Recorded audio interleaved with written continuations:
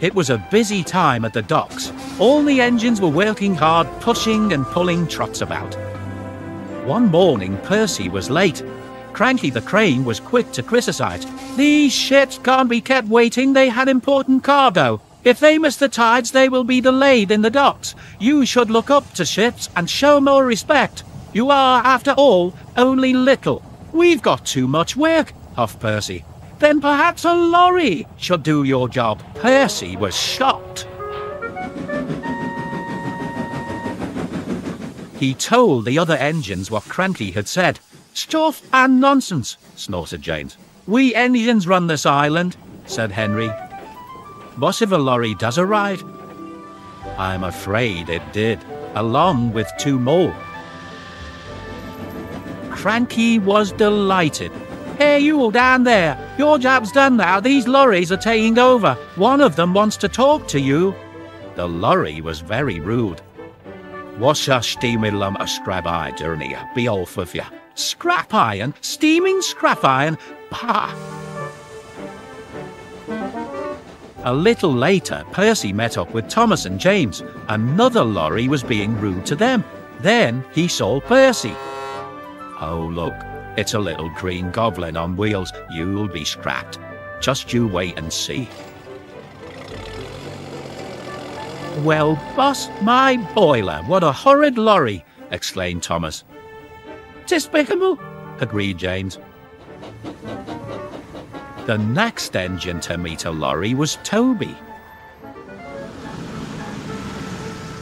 "Well, well, well. No wonder this railway's in a mess. You belonged in the museum, not working in a quarry." "I might look old, but I'm very useful." "Useful, pa," replied the lorry. "Just you toodle off." "Toodle," spluttered Toby.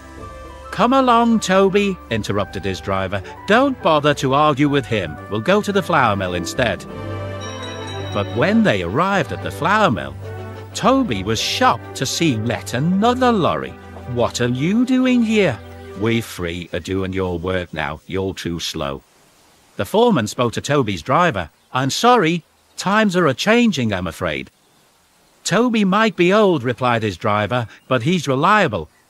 Come on, Toby, we'll go to the farms. They'll still use us." Toby trundled sadly away.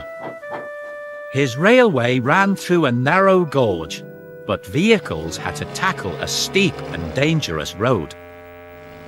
When Toby arrived, he saw the lorry from the quarry again. It was loaded with "That lorry's in trouble," thought Toby. And he won't.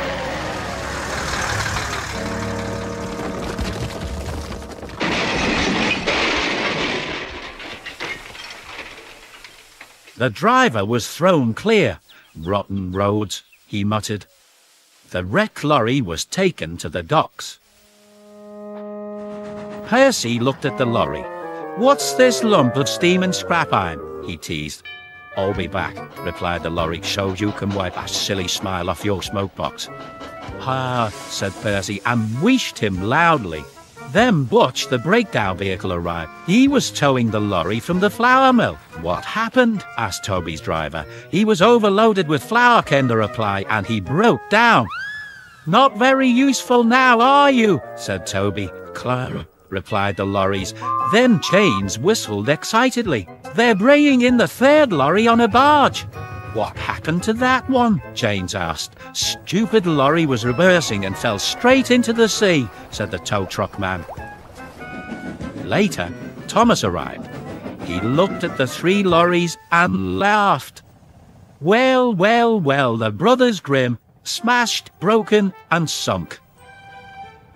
The lorries didn't return, and the engines now work even harder to make sure they never ran.